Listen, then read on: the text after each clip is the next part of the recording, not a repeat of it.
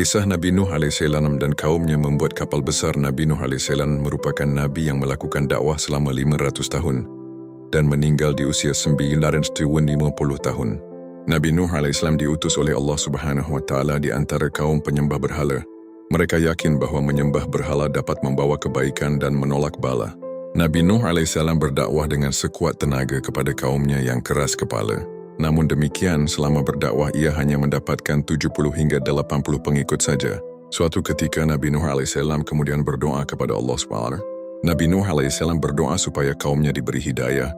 Allah Subhanahu wa Ta'ala mengabulkan doa tersebut dan memerintahkan Nabi Nuh dan pengikutnya untuk membuat sebuah perahu besar. Nabi Nuh alaihissalam dan para pengikutnya yang setia akhirnya membuat perahu di atas bukit. Mereka menebang pohon dan menggunakan kayu-kayunya untuk membuat kapal.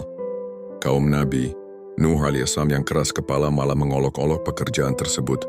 Mereka bahkan berani melempar kotoran kepada Nabi Nuh alaihissalam dan para pengikutnya ketika mereka sedang membuat kapal. Setelah perahu Nabi Nuh alaihissalam selesai, beliau kemudian mengajak seluruh kaumnya untuk masuk ke dalam perahu. Nabi Nuh alaihissalam juga membawa serta seluruh jenis binatang, masing-masing sepasang untuk setiap jenisnya. Selain itu, Nabi Nuh alaihissalam juga membawa benih tumbuh-tumbuhan. Hal ini supaya kelak jenis hewan dan tumbuhan tersebut tetap bisa berkembang biak.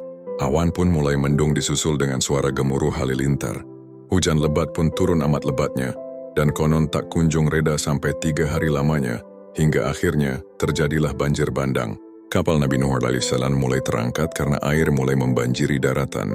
Tidak ada tempat yang aman dari banjir saat itu kecuali kapal Nabi Nuh alaihissalam. Hujan turun selama 40 hari 40 malam. Setelah itu hujan perlahan mulai reda dan air perlahan mulai surut. Setelah 150 hari kemudian, Nabi Nuh alaihissalam dan para pengikutnya yang setia turun dari kapal dan mulai membangun kehidupan yang baru.